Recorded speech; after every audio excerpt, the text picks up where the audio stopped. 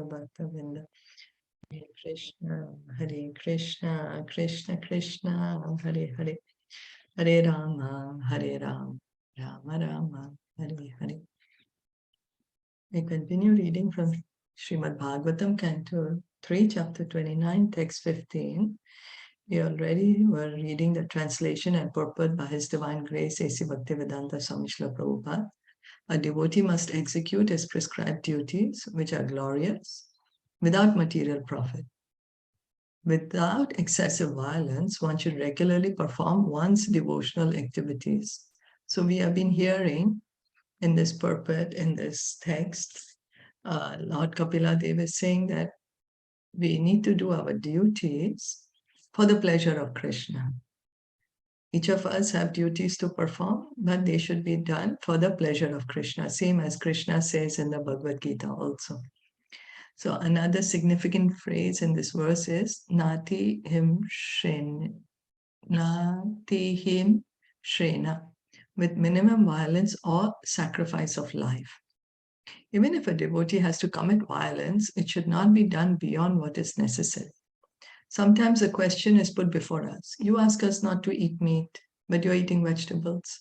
Do you think that is not violence? The answer is that eating vegetables is violence, and vegetarians are also committing violence against other living entities because vegetables also have life. Non-devotees are killing cows, goats, and so many other animals for eating purposes. And a devotee who is vegetarian is also killing. But here significantly it is stated that every living entity has to live by killing another entity. That is the law of nature.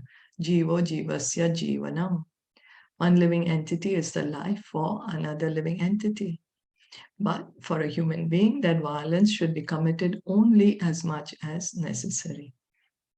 So Srila Prabhupada is saying that people ask, you're eating vegetables, aren't you committing violence? You're telling us you're committing violence by eating animals, cows, pigs, chicken. So Prabhupada is saying, yes, eating vegetables is also committing violence because the vegetables also have life. But here, Kapila Dev's instruction is without excessive violence. One should regularly perform one's devotional duties. So it's the law of nature. One living entity is the food for another living entity. So, but we should do the least amount of violence that is needed to maintain ourselves, the least amount. So it's killing a cow, the consciousness of a cow is very different than the consciousness of a vegetable. So the violence committed is lesser. So we have to commit violence. That is a natural law. We should not, however, commit violence extravagantly, but only as much as ordered by the Lord. Arjuna engaged in the art of killing, and although killing is, of course, violence, he killed the enemy simply on Krishna's order. In the same way, if we commit violence as it is necessary by the order of the Lord, that is called Nati Himsa. We cannot avoid violence, for we are put into a conditional life in which we have to commit violence, but we should not commit more violence than necessary or than ordered by the Supreme Personality of Godhead. So violence we are going to be committing because we are also eating vegetables then, but the idea Prabhupada would say, we need to offer the vegetable, the food that we prepare, offer it to Krishna so that we don't get the karma for it. It becomes spiritual food. And then we can partake the remnants of the Lord. So that's the reason. And Krishna says in the Bhagavad Gita, whatever you eat, you offer to me, you do it for my pleasure. He says, when you're cooking food only for yourself, you're eating sin. You offer it to me, and then you eat it. So that is the idea. Is that okay? Yes. Yeah, it's the degree of the pain, right? That Yes. when you're doing the violence is taking place, it depends. Like in animal, you can see the blood coming out, shedding, that the animal is shedding tears. So, right, there's a difference between eating Right. vegetables and yeah. Yes, that's And right. And the animal cries, there's so yes, you horrifying can see how cries. much pain the animal is going through. Yes. So the least violence is if we are eating grains, vegetables, fruits like that. Yes. So Madhishnya Darshana Sparsha Puja Stuti Abhivandane Bhuteshu Madbhavanaya Sattvena Sangamena Cha. The devotee should regularly see my statues in the temple, touch my lotus feet, and offer worshipable paraphernalia and prayer. He should see in the spirit of renunciation from the mode of goodness and see every living entity as spiritual. Temple worship is one of the duties of a devotee. It is especially recommended for neophytes, but those who are advanced should not refrain from temple worship.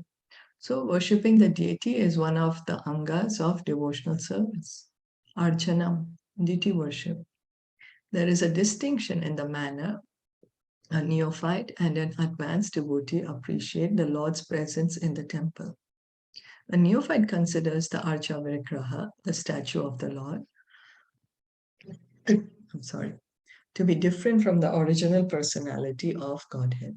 He considers it a representation of the Supreme Lord in the form of a deity. But an advanced devotee accepts the deity in the temple as the Supreme Personality of Godhead. He does not see any difference between the original form of the Lord and the statue or archa form of the Lord in the temple. So, deity worship is recommended for the neophyte, especially the beginners. We are the beginners in Krishna consciousness. But it doesn't mean that the advanced devotee should not engage in temple worship. He should also, whenever there's opportunity, engage in deity worship. Now, the way the beginner, neophyte is the beginner devotee. How a beginner devotee sees the deity in the temple is, he sees the deity in the temple as separate from the Supreme Lord. He sees this as a representative of the Supreme Lord, saying that, okay, whatever I'm offering to the deity, then the deity is going to offer it to the Lord. You know, it's going as a representation of the Supreme Lord. So he's considering there's a difference. But the pure devotee knows that the deity is the Lord himself, not the representative, but the Lord himself. He sees the Lord himself. This is the vision of a devotee whose devotional service is in the highest stage of bhava, or love of Godhead, whereas a neophyte's worship in the temple is a matter of routine duty. So the neophyte is doing sadhana bhakti, practicing bhakti under rules and regulations. So he says, okay, this is the deity, is a representative of God, I have to worship. And the deity is going to, through the deity, the Lord will accept everything. Because I'm offering here bhoga to the deity, and through the deity, the Lord will accept it. But the pure devotee, he loves the Lord. And because his love has already been revived, he's seeing the Lord sitting in front of him in the temple. He sees no difference. So uh, this is the vision of a pure devotee. He's seeing God himself over there. There are many instances, pastimes, where devotees say that Srila Prabhupada, many times when he would enter the temple, then it was like he's talking to the deity, He's talking to the deity. He would make sure he was very particular about deity worship. That's why ISKCON, the standards of deity worship is one of the highest. Srila Prabhupada was very particular that deities are taken care of nicely. The bhoga is first class. The temples are clean. And because he was seeing Krishna there himself, Krishna, Gaur Nitai there himself. So temple deity worship is one of the functions of a devotee. He goes regularly to see the deity nicely decorated, and with veneration and respect, he touches the lotus feet of the Lord and presents offerings of worship, such as fruits, flowers, and prayers. At the same time, to advance in devotional service, a devotee should see the other living entities as spiritual sparks, parts and parcels of the Supreme Lord. So it's not that we should see that, oh, God is only in the temple, but we should also come to the understanding that every living entity is a part and parcel of God. That is coming to the Madhyam platform. That's coming to the Madhyam. We should try to come to the Madhyam platform. That yes, the God is there, the deity is the Supreme Lord himself, but also all the living entities, they are parts and parcels of God. And the Paramatma is there in the heart of every living entity. A devotee is to offer respect to every entity that has a relationship with the Lord, because every living entity originally has a relationship with the Lord as part and parcel. A devotee should try to see all living entities on the same equal level of spiritual existence. So this is what amanena manadena, that offering all respect to others and not expecting any respect for ourselves. Offering all respect to others, when will it come? When we will understand that every living entity is part and parcel of God, has a loving relationship with God, is very, very dear to the Lord. So because that every living entity is dear to the Lord, it is our duty to respect every living entity. As stated in the Bhagavad Gita, a Pandita, one who is learned, sees equally a very learned Brahmana, a Shudra, a hog, a dog, and a cow. So Bhagavad Gita, 5th chapter, Krishna says that someone who's really learned, he sees everyone with equal vision. He does not make distinctions. The body is different, yes, but he sees the same spiritual spark in every living entity, and he sees the Paramatma is there in the heart of every living entity. So he does not see the body, which is only an outward dress. He does not see the dress of a Brahmana or that of a cow or a hog. He sees the spiritual spark, part and parcel of the Supreme Lord. If a devotee does not see every living entity as part and parcel of the Supreme Lord, he is considered Prakrita Bhakta, a materialistic devotee. He is not completely situated on the spiritual platform. Rather, he is in the lowest stage of devotion. He does, however, show all respect to the deity. So the neophyte devotee is gives all the respect to the deity, but he does not understand that every living entity is also worthy of respect, because every living entity is part and parcel of the Lord, is a lover of the Lord, and the Lord loves each and every living entity. So we should come at least to this platform. We should try to at least come to this platform. Although a devotee sees all living entities on the level of spiritual existence, he's not interested in associating with everyone. So it's not that because he's seeing everyone as equal, he's not going to go hug a tiger. He knows, okay, he's going to embrace another devotee, but he's going to stay very, very far away from the tiger, understanding, okay, he's a living entity. Yes, that's right. But, I need to maintain my distance. So similar here, simply because a tiger is part and parcel of the Supreme Lord does not mean that we embrace him because of his spiritual relationship with the Supreme Lord. We must associate only with persons who have developed Krishna consciousness. So associate with persons who have developed Krishna consciousness. We live in cities. Not many devotees around. So what shall we do? Shall we close ourselves up and say, I'm not going to talk to you because you're not a devotee? Yes, I respect you, but from far away, so I'm not going to talk to you.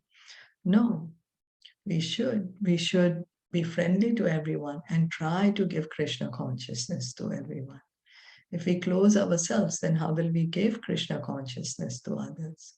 So we should be friendly and try to give Krishna consciousness. But associate with devotees means hearing and chanting in the association of devotees. That is real association. When we are an association of devotees, then what we need to do is hear from Bhagavatam, Bhagavad Gita, chant the holy names. So we should befriend and offer special respect to persons who are developed in Krishna consciousness. So the senior devotees, we should give them, offer our obeisances to them, try and become friends with them, because, they have established their relationship with Krishna. Other living entities are undoubtedly part and parcel of the Supreme Lord, but because their consciousness is still covered and not developed in Krishna consciousness, we should renounce their association. It is said by Vishwanath Chakravarti Thakur that even if one is a Vaishnava, if he is not of good character, his company should be avoided, although he may be offered the respect of a Vaishnava. So a Vaishnava always deserves our respect, but it is said that if he is not of a good company, good character, his association should be avoided. Anyone who accepts Vishnu as the Supreme Personality of Godhead is accepted as a Vaishnava. But a Vaishnava is expected to develop all the good qualities of the demigods. So who's a Vaishnava? A Vaishnava who's accept that Lord Vishnu is God. There's no one more supreme than him. He accepts that Krishna or Lord Vishnu is the supreme. But a Vaishnava, he is supposed to develop all the good qualities of the demigods. Krishna says in Bhagavad Gita that there is the divine and the demoniac nature. And Krishna tells Arjuna, don't worry, you have all the divine qualities. You are a devotee, you have all the divine qualities. So all the divine qualities, they are manifest in a devotee. The exact meaning of the word Satvena is given by Sridhar Swami as being synonymous with Dhairyena or patience. One must perform devotional service with great patience. One should not give up the execution of devotional service because one or two attempts have not been successful. One must continue. So we have seen that, even in our material life, if we want to excel at something, we are trying to do something new, it needs a lot of endeavor. We have to endeavor a lot and we need patience. Similarly, same in devotional life. Devotional service should be performed with great patience. We should be patient. We have been in the material world a long time. So, but we should just continue, try whatever we are doing and continue with our devotional service. One should not give up that. Okay, one must continue. Sri Rupa Goswami also confirms that one should be very enthusiastic and execute devotional service with patience and confidence. So that's Dhairya, Nischay, and enthusiasm, Utsaha. Utsahan, Dhairya, and Nischaya. These three things Srila Rupa Goswami says in his Nectar of Instruction, Updeshamrita, that a devotee needs to have these three things. Even in material, anything we do, we need enthusiasm, we need to be patient, and we need to be determined. Go on with it. Patience is necessary for developing the confidence that Krishna will certainly accept me because I'm engaging in devotional service. So, Avashya Rakshibe Krishna. We should have that confidence. Avashya Rakshibe Krishna. Krishna will protect me. I am engaging in devotional service. Krishna says that. One who comes to me, I protect them. So we should have that faith in Krishna's words. One has only to execute service according to the rules and regulations to ensure success. So now devotional service, there are certain rules and regulations. So we should follow the rules and regulations and then have the confidence that Krishna will protect me. If we make up something, concoct something mentally and say that's devotional service, then that is not Krishna's instruction. So we are not following Krishna's instruction. But if we are following properly according to the rules and regulations, then we should have the confidence. Krishna will protect me because it's Krishna's promise. He says to Arjuna, Arjuna, you declare boldly that my devotee never perishes. So we should have that. Avashya Rakshive Krishna. Is that okay?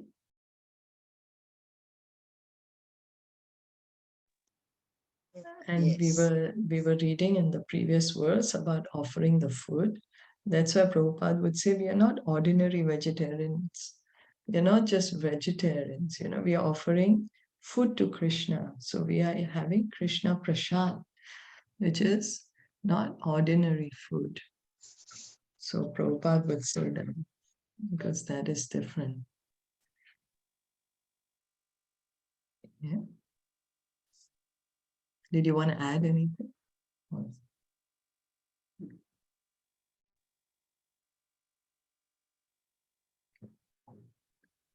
It's trying to say that we have to trust Krishna. Yes. Trust Krishna, right? Yes. Trust Krishna. Yes. Because Krishna is saying, you surrender to me and I will deliver you from all sinful reactions. So we should have faith in Krishna's words and continue with engaging in devotional service, continue hearing and chanting. And the more we do it, the more we will have faith in Krishna's words. Our faith will be revived. Original faith we have, it's covered right now. We simply have to revive it, uncover it. Yeah, Vishwanath Chakravarti Thakur and Haridas Thakur is the same? No. No, right? Haridas Thakur is the Namacharya. He was at the time when Lord Chaitanya was there. Okay. At that same time. But Vishwanath Chakravarti Thakur came later. He is the disciple of Narottam Das Thakur. Oh. But Vishwanath Chakravarti Thakur also, he is a great acharya in our line, and he's written many songs, many prayers. The Guru Ashtakam, which we sing, it is written by him, Vishwanath Chakravarti Thakur. Yeah.